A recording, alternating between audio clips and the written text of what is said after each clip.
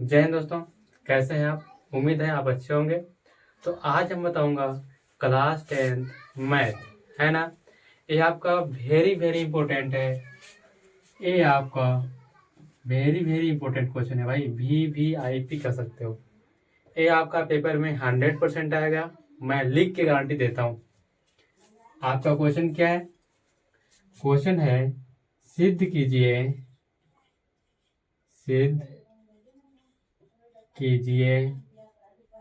√5 एक अपरिमेय संख्या है।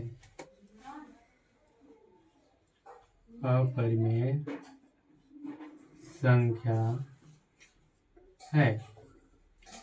अपरिमेय है ना, हमको इसका उल्टा मान के चलना है कि √5 हमारा एक परिमेय संख्या है। मानना है हमको, क्या मानना है? यहाँ मान लेते हैं कि परिमेय संख्या है। परिमेय संख्या है, यहाँ लिख लेना है आप माना। ठीक, अब हम प्रूव कर रहे हैं ना। आपका क्वेश्चन आएगा सिद्ध कीजिए √5 एक अपरिमेय संख्या है। ठीक, अब उसका हम उल्टा मान के कर रहे हैं कि अब एक परिमेय हो गया। ठीक, जब परिमेय हो जाता है तो परिमेय का मतलब क्या होता है? P/Q के रूप में होना चाहिए। तो क्या होगा? √5 बराबर P/Q। अगर P/Q अगर आप नहीं लेते हैं तो यहाँ A और B ले लो। A और B, A और B यहाँ हमारा क्या है? यह है A और B सहभाज्य है। सहभाज्य है। सहभाज्य का मतलब होता है एक के अलावा यह किसी से भी नहीं कटना चाहिए। ठीक, सहभाज्य का मतलब क्या होता है? इसके अलावा, एक के अलावा यह किसी से भी नहीं कटेगा। ठीक, सहभाज्य संख्या है जहां B बराबर 0 नहीं होना चाहिए। ये आपका शर्त कहता है। ठीक ना, हमारा क्या है यहाँ पे? A और B सहभाज्य संख्या है। ठीक, जहाँ B सहभाज्य का मतलब होता है कि वह एक के अलावा किसी और संख्या से नहीं कटेगा। जैसे हम लिख दें 3/2, एक के अलावा ये दोनों किसी अदर संख्या से नहीं कटेंगे, है ना। अब परिमेय का एक नियम होता है कि B बराबर 0 नहीं होना चाहिए, है ना। अब देखना, अब हम करते हैं दोनों साइड वर्ग करने पर। लिख लेना दोनों तरफ वर्ग करने पर। अब आपका क्वेश्चन ये होगा कि हम दोनों तरफ वर्ग काहे के लिए कर रहे हैं? तो इस अंडर रूट को हटाने के लिए, हम वर्ग कर रहे हैं। तो क्या करेंगे हम? √5 का वर्ग बराबर A/B का स्क्वायर। वर्ग हमें दोनों साइड कर दिया। अब इस वर्ग से इस अंडर रूट कट जाएगा हमारा। फिर इधर क्या बचा हमारा? 5 बचा। इधर हमारा क्या? A²। इन दोनों को अलग अलग कर देते हैं ना, ये हो जाएगा हमारा B², है ना। अब देख सकते हो ये बराबर में है ना, तो इसके बट्टे में कितना है? 1 है। अब इसका तिरछा गुणा कर लोगे क्या आप? B² जब 5 के साथ गुणा करेगा तो 5B² बनाएगा। बराबर है तो बराबर A² एक के साथ गुणा करेगा तो क्या बनाएगा? A² ही बनाएगा। ठीक ना, हमने इसका इसके साथ कर दिया, लिख दिया यहाँ, और इसका एक का गुणा इसके साथ कर दिया, लिख दिया यहाँ, है ना। आपको यहाँ कुछ नहीं करने हैं। अब 5 इधर गुणा में है ना, साइड चेंज करेगा तो बट्टे में, यानी B² बराबर A²/5। आप यहाँ पे देख सकते हैं। अब इसको आप यहाँ मानोगे समीकरण 1।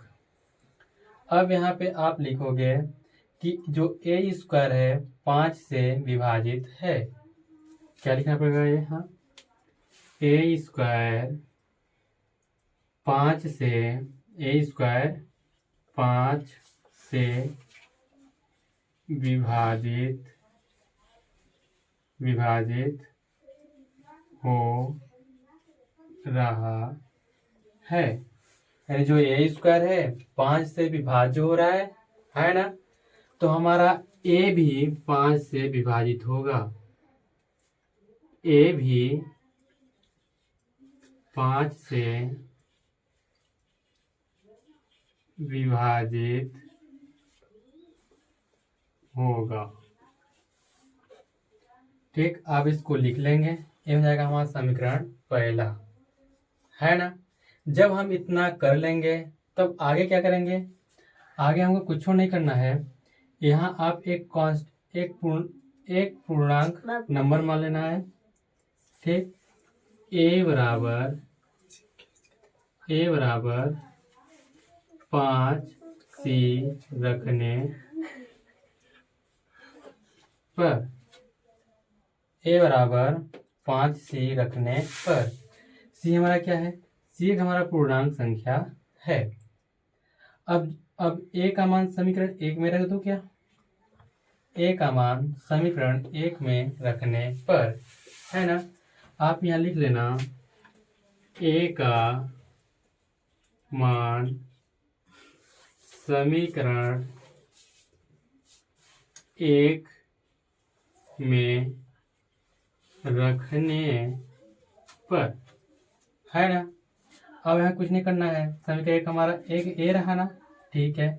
तो यह क्या है, बी स्क्वायर बराबर, ए के यहाँ पे क्या लिखेंगे हम, 5 सी का स्क्वायर बट्टे 5, ठीक ना। अब आपको यहाँ कुछ नहीं करना है, आप लिखोगे बी स्क्वायर बराबर 5 का स्क्वायर यानी 25 सी का स्क्वायर बट्टे 5, 5 एकम 5 पचम 25, यानी आपका यहाँ क्या आया, हमारा यहाँ आया बी स्क्वायर बराबर 5 सी स्क्वायर। यहाँ हमको अगर सी का मान निकालना है तो 5 इधर गुणा में है, साइड चिन्ह देगा तो बट्टे में, तो इधर क्या बचेगा, सी स्क्वायर, यहाँ बचेगा बी स्क्वायर बट्टे 5। ठीक, अब आप यहाँ पे लिख दोगे, अभी हमारा समीकरण 2 हो जाएगा। अब इसके आगे लिखना कि जो बी स्क्वायर है 5 से विभाजित हो रहा है, लिखना बी स्क्वायर 5 से विभाजित हो रहा है।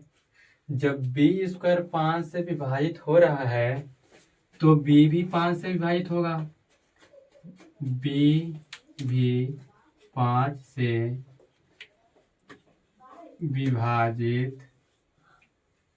विभाजित होगा, है ना।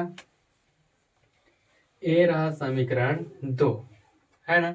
अब इतना करने के बाद हम दोनों समीकरणों को कंपेयर करें तो हमारा जो ए था कहाँ गया, बी, हाँ, हमारा जो ए था ए भी 5 से विभाजित हो गया, 5 से विभाजित हो गया, और हमारा बी था ए भी 5 से विभाजित हो गया ना।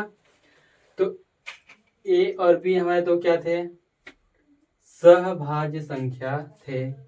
सहभाज्य संख्या का मतलब ये होता है कि एक की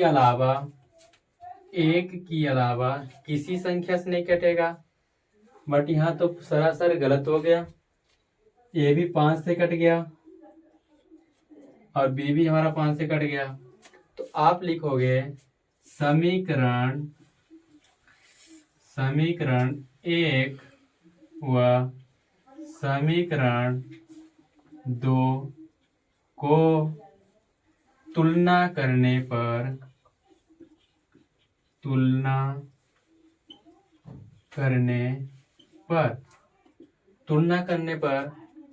स्पष्ट यह होता है कि एक के अलावा अदर संख्या से कट गया है। इसलिए तुलना करने पर एक के अलावा एक के अलावा अन्य या फिर अदर संख्या से विभाजित हो गया है, अदर संख्या से कट गया है। ये हमारा आपका सिद्ध हुआ। अब हम लिखोगे यहाँ सिद्ध हुआ कि √5 एक अपरिमेय संख्या है। उम्मीद है आपको समझ में आया होगा। अगर समझ में नहीं आया है आप वीडियो को पॉज करके देखिएगा, आपको समझ में आएगा। जय हिंद। मिलते हैं नेक्स्ट वीडियो में।